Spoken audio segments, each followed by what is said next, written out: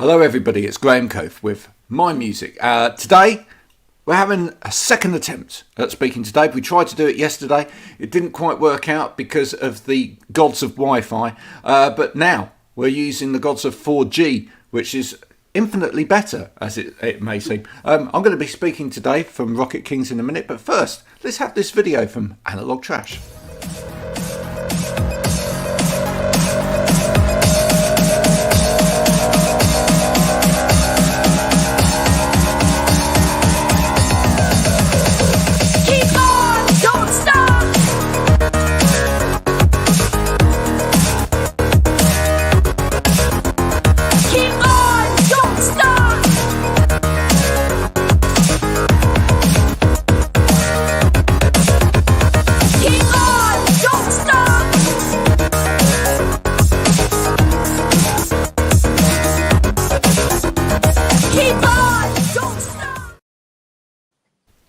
Dave from the Rocket Kings. Let's start with that. Hi, Dave. It's great to be able to actually talk to you, by the way. Yes. You know, yesterday was a disaster, let's put it that way.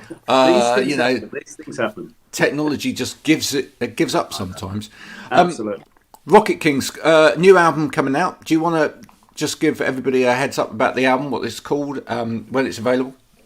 Yeah, so it actually came out a couple of weeks ago. It's called Paving the Way. It's got 12 songs on it. This is our second full album after we had an EP as well. And we're pretty darned excited about it. That's kind of that's the kind of crux of it. Is we're really pleased. We put a lot of effort into it, and we're really pleased how it's come out. And we're pleased that people seem to be saying nice things about it, which is kind of always good. And hopefully people will continue to listen to it and enjoy it for however long. They say, or the Beatles did, you know, with a little help from your friends. You've had a little help from some friends on this album in terms of production and things like that. Do you want to talk about that? Yeah, so we have a producer, Josh McCrone, who did the last album as well, who we just clicked from the first time we met him. And it's kind of funny, exactly like you say with the Beatles, you know, they always talk about George Martin being the fifth Beatle, and then a number of, you get a number of other bands like that. Now, I'm not sure Josh is quite like that, but it's not far off. We just seem to think in the same way in terms of how sound and production, we're very, I don't know what all bands are like when they go in the studio and they've written songs, but I'm particularly myself, I'm very unprecious about my songs in the fact that I want them to sound as good as they can get. Now, if that means somebody else is going to say, that bit's not great, but that bit's great, or why don't you try this, or why don't you do that, then I'm open to all those kind of things. And what Josh has always been is great. We said this very clearly to him, and some said, throw us ideas, help us. And he's so good at that, where he'll turn around and he'll go, right, this song's almost finished, but you know what I think it needs? What about if we did some hand claps here? And I remember the first time he did that, and I went, do you actually know what I was thinking there? Because that's kind of my little kind of things. And so we got on with him great, and so we really enjoyed working with him. It was a lot of fun. So Josh is kind of sort of now become a little bit of a nice kind of running kind of part of the band almost in terms of when we're in the studio. And then what was also nice on this album is we also added, we got trumpet on 2 songs, which is completely something we'd never thought we'd ever kind of do, which was really, really exciting. So Richard Van Ryn came in and did some trumpet for, and that kind of happened by accident as well. I mean, I'd written the solo on the ukulele for one of the songs, Say It Was a Smile, and I was sitting chatting to Bex from the band, and just went, do you know what, this would sound great on trumpet, but I kind of said it very flippantly, as like, and she just went, oh yeah, I know a trumpet player. And I went, really? Yeah. Let me message him. And she said, and he was there. Messaged him, and he went, yeah, I'll be up for that. And a week later, he was in the studio and recording. I thought, well, if we're getting him in the studio for one song, let's get him on a couple. So I kind of got some very, very rough mixes of these 2 songs. They weren't finished. I got them from Josh, and I then sang some trumpet parts over the top of it. Now, I was going to ask you about that. I was going to say, you said you wrote those parts on the ukulele, but did you when you then wanted those parts as trumpet parts, did you do the fake trumpet? Because come on, yes. I love playing fake trumpet. Did you? That's me. That's much. If I ever need a fake trumpet player, I'm coming to you. No, it was one of those things where I'd written this solo in particular, which I thought that would kind of work. And so I got this recording. I did Over the Top, and then what I did is on the rest of it, I kind of just gave some very vague. This kind of thing might work. Got the other song and kind of went, actually, this kind of thing might work. And Richard's he's a great musician. He came in and he played the note for note perfect, the trumpet solo that I'd suggested. But then on the other bits, yeah, I'm going to do this as well. But on the other bits, what he did was great. Is the fact of I'd said, look, we're really flexible. So look, if you've got some ideas, again, throw them in the mix, because like you're the trumpet player, like you might go, yeah, this will sound great, or that sound. And that's kind of what he did. He kind of went, yeah, I like the idea of what, I kind of almost gave him a little starting point to go, here's some things that might work and might be kind of good. And then he came in and then just kind of used that and then added to it and went, oh, hold on, I could put a little harmony kind of bit on here as well. And it was great and it was so exciting. And then we launched the album with a gig. What was it, about 3 weeks ago? Whatever the album came out, 2 or 3 weeks ago, and really excitingly, he came along and played the 2 songs as well. Came along and did it, and we had one practice with him the week before that, and one of the songs we were playing, Yellow Bird of Fortune, we were playing. We tried first when he was there, and Bex, who sings it, was almost couldn't sing because she was so excited, going, wow, this sounds great, we got live trumpet. It's like not something we'd ever thought we'd do, so it was really quite exciting having that. So it was great to have him. That gives an extra kind of edge to a couple of the songs. And then the other thing we did, which we really enjoyed, was we'd almost finished the album. I think it was the last day of recording, but I'd had this idea that there's a song called "The Time of Our Lives," where I thought it'd be really nice to have a kind of a whole choir of kind of voices kind of near the end. So we put out a call on our kind of social media and went, does anybody fancy coming in the studio and just kind of singing this bit? Here's the bit. It's got, it's a la la la kind of section. I kind of played it on my uke just on a little kind of 30-second video. And so we had 19 of our friends and wow. kind of came in. I mean, it's a pretty small studio. The space is pretty small. Came in and then kind of came and recorded in the studio.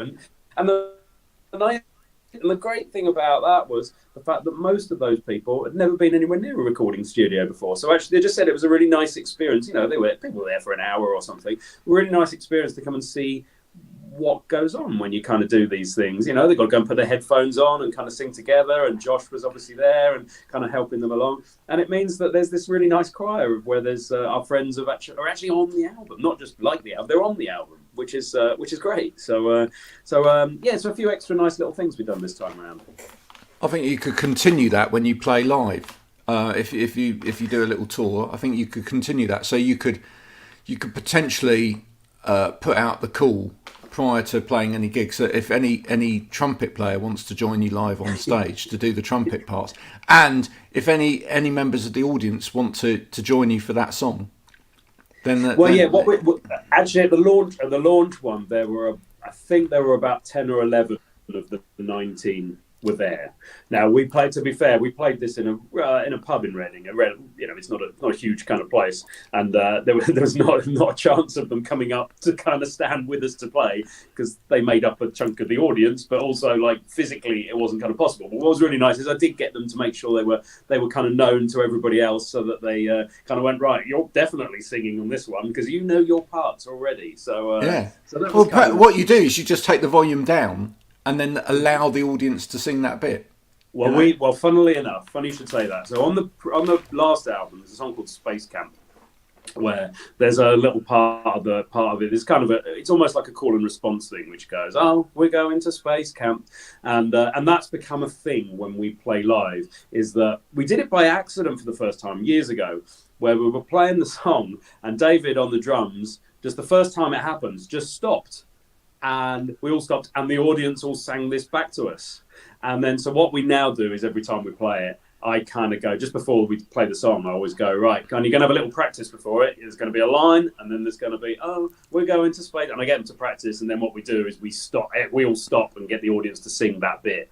And then it kind of runs throughout the song. And the nice thing about it now is we have quite a few people who come back and see us kind of on a regular basis, and I kind of don't even need to say, this is what you're going to do, but it just what they do, which is kind of nice. I love getting audiences involved in kind of stuff. I think that's a nice kind of. I think that's kind of a nice little moment for people, because the only other time that you do that is in school assemblies. Remember when you're young, right? Or obviously if you're a churchgoer and you go to church and you learn a new song for the first time. But it's the only kind of time that people do that. And I've seen several bands do it recently. I was actually watching Bombay Bicycle Club on the Instagram last night, and they'd been doing that at some of their gigs where they'd taken it all right down, and it was completely acoustic. In fact, even the drummer was just playing a box, etc. And the audience were singing back to them, and it was really lovely.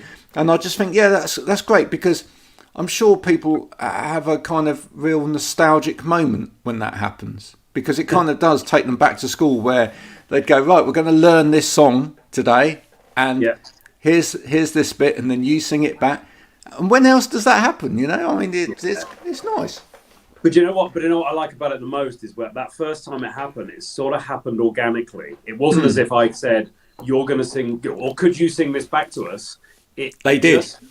Well, not only did it happen with the audience, but what we didn't know is that David was obviously on the drums thinking the same thing, and he kind of stopped. And we all stopped together, and then we came back in again after the line. And then that became a thing that evolved. But of course, then we're kind of chuckling to ourselves. And I didn't sing the next line very well the first time we did it, because you kind of go. You were kind of like, ooh. No, absolutely.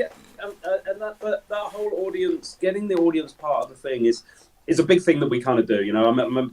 Everything I do to do with music, it should be fun. And so I have a bit of a thing that when you play a gig, if we're not having fun, why should the audience be having fun? So, that whole thing about, and you go and see bands of all levels, like, from, playing in pubs, amateur kind of bands, through to kind of bigger bands. And it frustrates me at times where you kind of go, where there's the level of like the songs might be great, but if the performance isn't there as well, then it kind of doesn't do something for me live in the same kind of way. There should be some extra little bit. Now, I mean, the other thing that we have, which is again involved a little bit bizarrely, is, so there's again a song on the last album called The Running Man, which is was written about, so Bex in the band, her husband is like an ultra marathon runner, long distance kind of runner, and he did a thing, was it 2 years ago now, where he ran around the coastline of England and Wales, did like 75 marathons in 85 days. And that sounds bonkers, and it really is bonkers, but he did this ridiculous kind of thing for charity. But the song's about him, called The Running Man. But this has become Oh, Dave, we've lost you for a second. Oh no, look, it was all going so well. We were talking, Dave was responding, we were hearing everything. And now, as well. I think he's coming back. We lost you there for a minute, but you're back. Oh, we lost for a minute. Sorry. So we have this thing in The Running Man where we kind of start running while we're kind of playing near the end of the song, because that's part of the whole running thing. And this has become a thing where, and we played a gig. We've been doing that for a little while. Then we played a gig in Aldershot where some of the people in the audience knew that we do the running thing, and then they ran through the entire song. The song goes on for about 4 minutes. They're standing there, right, all running. At the end of the song, we applauded them, because we thought, geez, that song going. They've come to a gig and they're standing there they're kind of running here. And we have this thing. So when we played that launch gig, and we played the new album in order. We had a little break, and then we played some of the older songs. We played The Running Man there, and we had a whole load of people running around the pub.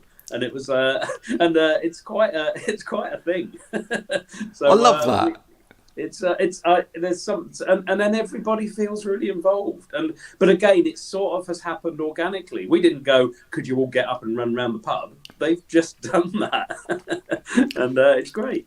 Yeah, I've kind of changed my perspective on performance over the years, I guess.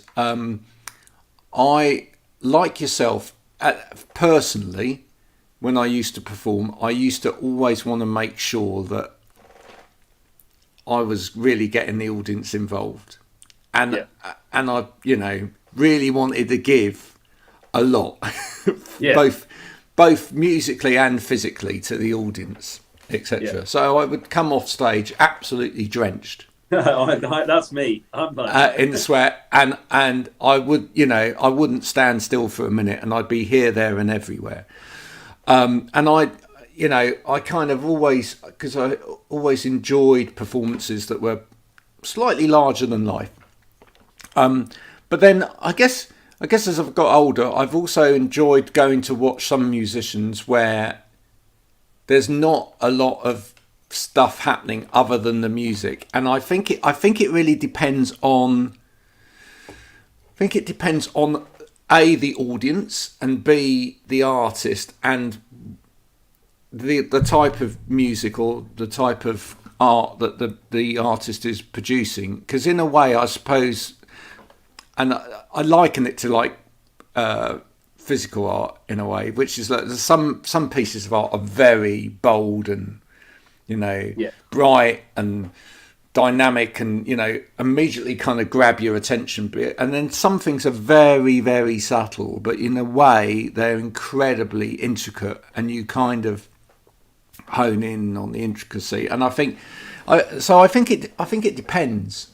I think you're right about the type of music, because actually if there's certain bands or artists or whoever where you actually you're absolutely right, where you actually think, whoa, how's he playing that? Or how's she doing that? And you kind of do want to watch what they're actually doing while they're playing. And you don't want to be jumping around and whatever. You just want to go, wow, let me just take this all in. Or it might be, it might be kind of go, wow, those lyrics are great. I want to kind of immerse myself in those lyrics. But it depends very much on the kind of what I mean. And don't get me wrong, I like that kind of thing as well.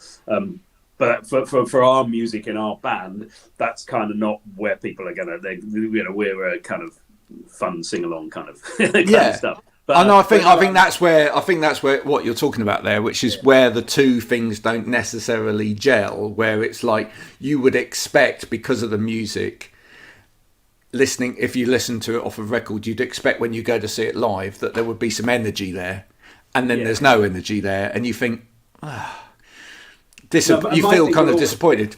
Why didn't? And that's the thing. It's like, you might hear something fantastic that you sit and listen to, and then you go and watch it, and you kind of think, they're playing it all right, but I might as well have sat at home and listened to the record, because I'm not gaining anything by watching, a group of people just kind of going, or if almost sometimes feel like going through the motions. It might be their thing, don't get me wrong, but it's not always for me. In the fact that I kind of want something different when I'm seeing something live to when I'm listening to them to the record at home. You want something. There must be something extra on top of that. Yeah, I was always. I have to say, I was always extremely critical. I still am. I think probably, if I'm honest, I'm extremely critical when I go and see a live band of the lead singer or whatever. If it's the kind of music where I'm expecting some energy and literally they're just hung on the microphone and it's there's nothing.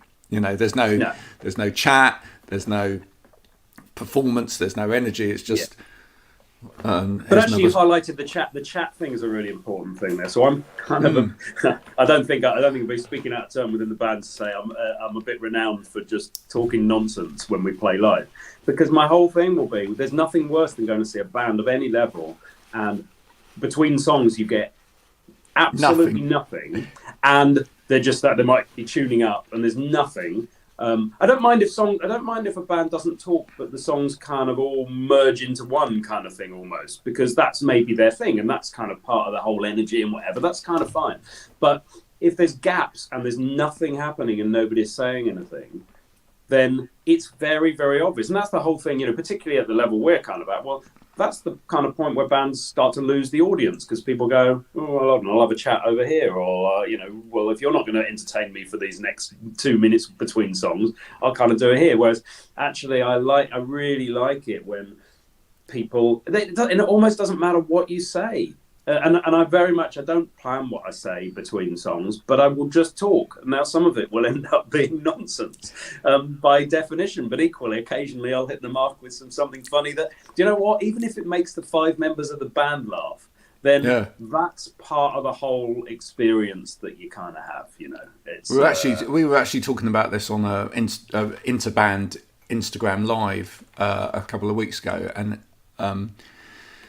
I was kind of giving some advice out, because one of the artists on there was saying, well, actually they struggle in terms of what to say, that kind of, the bit in between. And I said, well, one of the things you can do, especially if you're a band, not obviously if you're a solo artist, but if you are a band, is, which I quite enjoy as well watching live, is to if you struggle for something to say as the lead singer, is try and get some maybe inter-band interaction going. And I quite like it where you go and see a band and it's like, so did you remember to do that then, Dave? Yeah. Well, yeah, Dave didn't wash his socks this morning, and you get all of those little stories coming out from the band, or like, on the way here today, Dave forgot to pack his, and that sort of thing is great, because it kind of like gives you a little bit of insight into a day in the life of the band. So I feel there's ways to do it, even if you don't.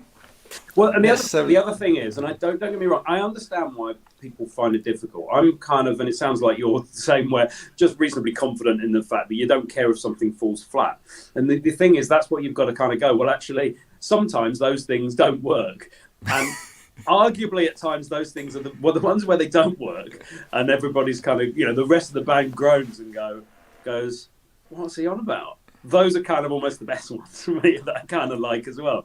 But actually, you've got to just go with the fact that actually some of those will hit and some of those will miss, and it doesn't matter, because actually you've still kept going, and there's still something there. There's not that silence. There's not that kind of gap. It's just a case of just talk. Doesn't matter what it is, Now, on the subject of bands and the size of a band as well, you were telling me yesterday before technology cut us off that actually this is in some ways your smallest band, the Rocket Kings, because you play in some fairly large band. I mean, we're talking polyphonic spree type bands, right? Beyond the polyphonic, I've seen the polyphonic spree a few times. Beyond polyphonic spree size, yeah, orchestra size. Yeah, absolutely, yeah. Yeah. So Well, Rocket Kings, there's 5 of us, and we are what you would call, let's say, a traditional kind of band. Yes, with ukuleles, but we're still 3 lead instruments, and then a bass and drums, and 3 vocals. So that's kind of regardless of what the instruments, whether guitars, pianos, whatever they are, that's kind of what you would call. Think of most bands of that kind of thing. But then I also lead 3 other bands which I kind of do. One called Small Strings, where there's 22 of us. One called Riverside Dukes, where there's around 20-25 of us. And then one called Get Plucky, where there's 39 of us. That's amazing. They're all very, very different kettle of fish to Rocket Kings kind of stuff. And they all play covers, whereas Rocket Kings is all original songs as well. So, and that's one of the reasons why actually in Rocket Kings we don't play covers. I think we've only played. Maybe in our 7-year existence, we've played a couple of snippets of little songs where we've kind of gone off on one. But probably like going back to our previous conversation, between songs, something we once played a bit of "We Will Rock You," and I can't remember why, but it just kind of happened. We didn't mean to; it just happened. And so there's a little bit, but fundamentally we don't play. The only time we will is at Christmas. We'll always have our Christmas gig. We'll always put in some kind of Christmas cover version. But fundamentally we don't. And one of the reasons we don't is because I have an outlet for covers in 3 other bands they all play, and the cover versions across those 3 bands, I make sure each band has a completely different repertoire, so they don't share songs at all. So they're all very different. So I spend my whole time arranging kind of cover versions. So, which is one of the reasons why I like in Rocket Kings, we don't, it's originals. People know that's what it is. We're not going to play cover versions because I don't want to. You probably know this. Three members of the band play ukulele. That's a lot. That's a lot of ukulele, and you teach ukulele as well, correct? I do indeed. Yeah. Yeah. Okay. So one of the things I want to know is, do you have an online ukulele teaching course called Rocket to Ukulele, or some kind of pun in there that's got rocket and ukulele in it? Because if not, you should have. No, I don't, but maybe I should. Yeah. You're totally right.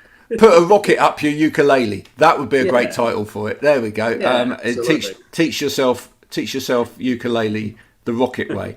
And then, who was it? Or for I don't know. You might know for the other members of the band as well. But what band was it, or group was it, or artist was it that you first heard ukulele in, and you thought, oh yeah, ukulele. Oh, I can. Yeah, that's an easy one for me. So I've been playing guitar since I was in my teens, and played in bands, kind of at school, university, all that kind of stuff. I've always written songs. So I spent very rarely played in stuff that did cover versions until more recently, and so I was always one for writing songs. And then maybe I can't remember how many years ago now. It was about 12 years ago or something. Actually, my brother had a ticket to see the Ukulele Orchestra of Great Britain. Now, at that point, I didn't really know who they were. I didn't know anything about the ukulele. And he said, I've got a spare ticket tomorrow. Do you want to come? And I went online, had a quick look, and went. And funnily enough, I found them they do a version of Pinball Wizard, which they do a cappella. So it doesn't even have any ukulele in it. And I went, oh, that sounds great. Go on, I'll give it a go. I'm free tomorrow. And I went along, and within 3 songs, I went, I've got to get a ukulele.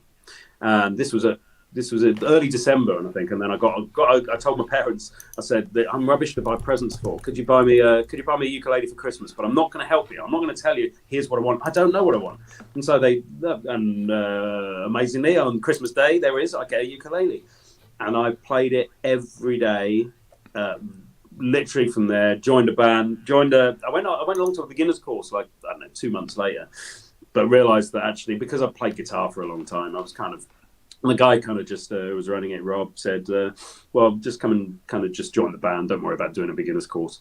And then kind of within 9 months, I was helping out with some of the teaching of kind of doing that as well.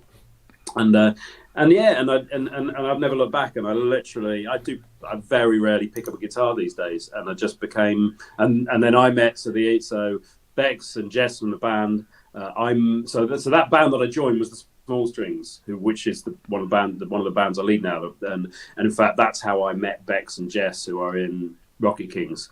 So that's how that kind of triggered off. So and I never looked back, and it totally changed my life that I found the ukulele, and it became a thing that I kind of did. But so the Ukulele Orchestra of Great Britain, for people who may not know, they've been around now for about 35 years, and they are over 30 albums. Yeah, and they are. Pretty much, certainly in the UK, but they talk globally.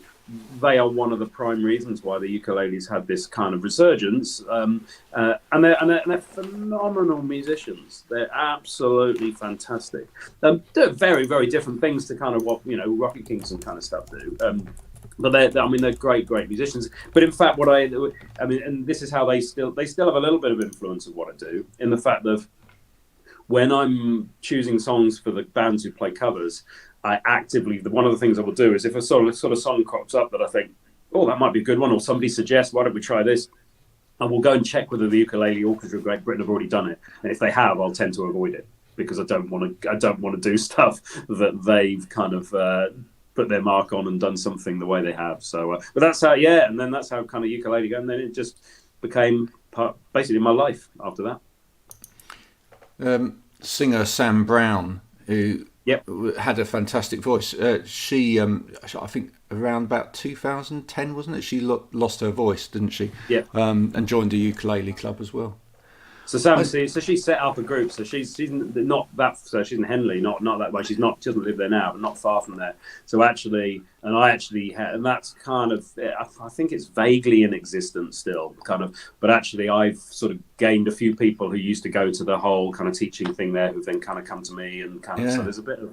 So it's kind of stuff I kind of know about and that as well. It's I think there's a lot of lovely history in terms of the ukulele in let's say pop rock music. I think it's great. One, I try and leave people with a band they may not have ever heard of where a ukulele is, in your case, has been used. I'm going to leave you with Eden Burning, if you've never heard of them. No, I haven't. There you go. Well, there you are. There's one to go and check out afterwards, etc. Okay, yeah. Well, thank you for coming and talking a little bit about you and your music today.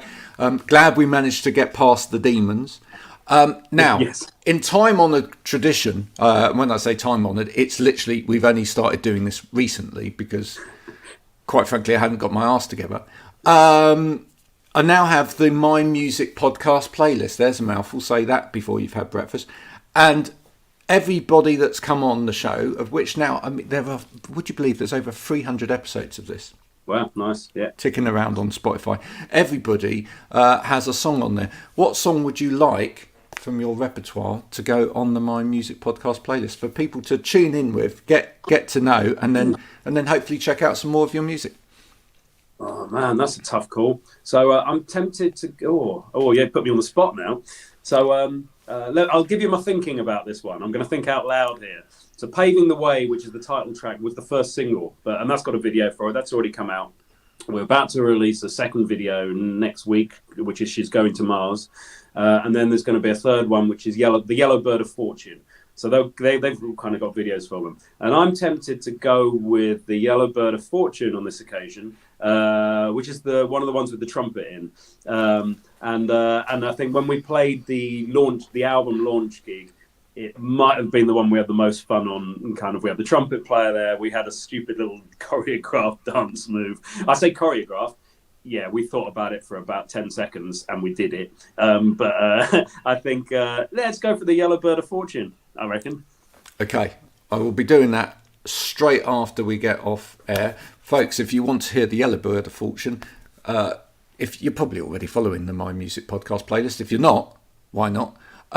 Do like it, share it around. It helps every single one of those independent artists who's on it. I know that lots of bands that have been busy sharing it on social media to try and get as many people listening to it as possible, which is a wonderful, wonderful thing. You'll find the link to it on my Instagram, etc., as well as various other platforms. Guys, this has been Dave from Rocket Kings. Do go and check out their music. Don't just stream it, like it. Go to a gig, pay some money, buy a T-shirt. If they haven't got T-shirts, take along a T-shirt and here, paint one for you. I mean, it's got a mug. It's got a mug. Yeah. Brilliant. I need one of those, Dave. I need one of those.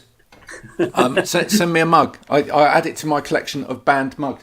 And also, if you want to send anything for the board of My Music fame, please do as well, and we'll add you in there. I've got beer mats. I've got beer mat as well. Beer mats, perfect. We'll have one of those in the post. Some recent people that have been on here. Let's get them over. Lucy May, for example. We've had Harry Stafford down here. There he is again, Harry Stafford. Wonderful. Thank you so much for coming on. It's great. Thanks it's been a pleasure. Thanks so much for having me. A bit about your musical journey. Do come back later, folks, for more My Music. If you enjoy this, then you've got taste. If you didn't, you're sad. Until next time, bye for now.